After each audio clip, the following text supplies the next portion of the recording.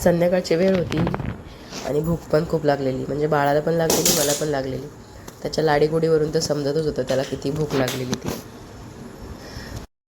मला पण आज सकाळपासून काहीतरी खावंसं वाटत होतं, पण नेमकं काय खावं ते सुचत नव्हतं. म्हणजे असं काहीतरी जे बाळासाठी आणि माझ्यासाठी दोघांसाठी पौष्टिक असेल. मग काय थोडा पण टाईमपास न करता किचनमध्ये गेले, काय करू असा 10-15 मिनटं विचार केल्यानंतर परत आठवलं रव्याचा उत्तप्पा करूयात.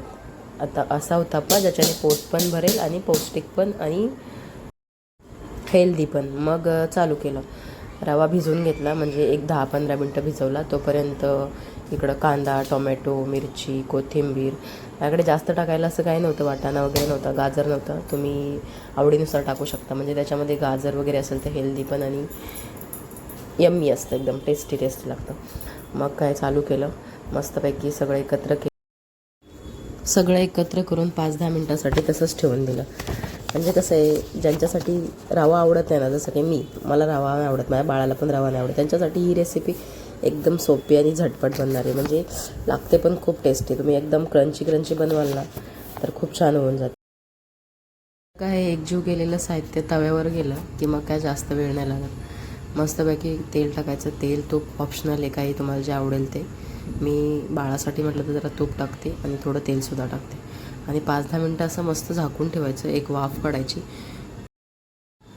5-10 मिनटं असं काढून घेतलं, वाफेवर झालं की मग पलटी करून दोन्ही बाजूनी मस्त कुरकुरीत असं भाजून घ्यायचं.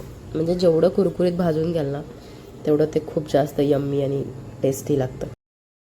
भाजून तसं ते दोन्ही बाजूनी रेडी झालेलं, पण ताटात कधी येते त्याची वाट बघत होते. बाळाला पण भूक लागलेली, मला पण. मग काय दुसऱ्या बाजूला चहा ठेवला, तोपर्यंत इकडे मस्त एकदम बारीक गॅस करून भाजून घेतलं. चहा होईपर्यंत म्हटलं थोडं बाळ काय करते बघा म्हणून बाहेर गेले. तोपर्यंत ह्याने सगळे उलटे सुलटे कामं करून मोकळा झालाच होता. खेळणं कमी आणि याची कांडच जास्त असतात. ताट समोर आलं की मग काय त्याचा आनंद बघूच नका. कधी खातोय गरम गरम असं त्याला होतं. त्याला भाजू वगैरे काय नसतं आणि रिॲक्शन पण एकदम त्याच्या फास्ट असतं. दही असेल तर अजून 2 घास तो जास्तच खातो. चला तर मग बाय बाय, भेटूया पुढच्या ब्लॉगमध्ये. आवडलं असल्यास लाईक करा, शेअर करा, सबस्क्राईब नक्की करा. बाय.